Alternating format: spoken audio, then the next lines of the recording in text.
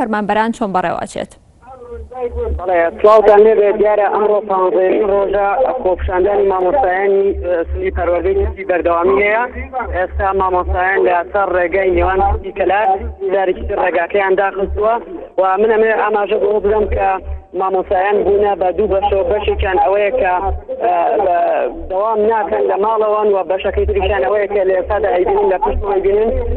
لەسەر شەقامن و ڕێگەی نێوان کوردی کەلاریان داخستووە و لێرەوە مامۆستایان داوایان نوێنەری خۆپیشاندەران بگەن پێکرداوە. لێرەدا مامۆستایان داوایان لە تەواوی مامۆستایان کردووە بۆ ئەوی بەشداری خۆپیشاندانەکان بکەن، ئەگینا بە پێچوانەوە ناوەکانیان ئاراستەی پەروەردە ئەکەن بۆ ئەوەی وەکو غیاب هەژمار بکەن. مامۆستایان و نوێنەری مامۆستایان لێرەدا کە ئەمڕۆ لە خۆپیشاندەوەی کە لە پشتەوەی بینن چەند داواکاریان کۆتە ڕوو لەوانە بە زووترین کات حکوومەت بێتە سەر وەڵامی داواکاری مامۆستانی سنووری پەروەردەی قەزای کردی بداتەوە بە پێچەوانەوە ئەگینا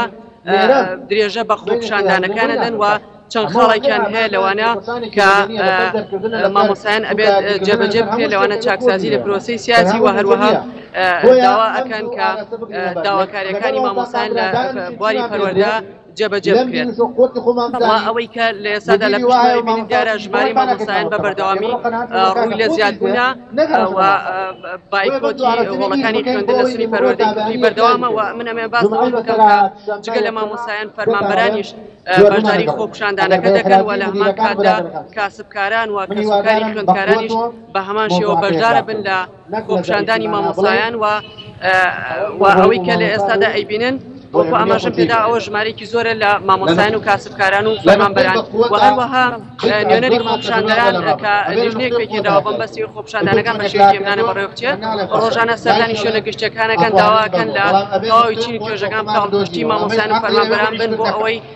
چیتر موچەکانیان دوانەکەی و هەروە چاکسازی لە پرۆسەی سیاسی لە هەرێمی کوردستان بکرێەوە، چاکسازی لە بواری پەروەردە و تەواوی جوڵەکان بکرێەوە کۆتایی بەو قەیرانە دارایە بێنرێت کە ماوەی زیاتر لە 2 ساڵ ڕووی هەرێمی کوردستان کردووە. بەڵێ سپاس بۆ دیار جەمال، پامنێرە نافتی لە کفری لەگەڵمان بووی. سپاس بۆ زانیاریەکانت.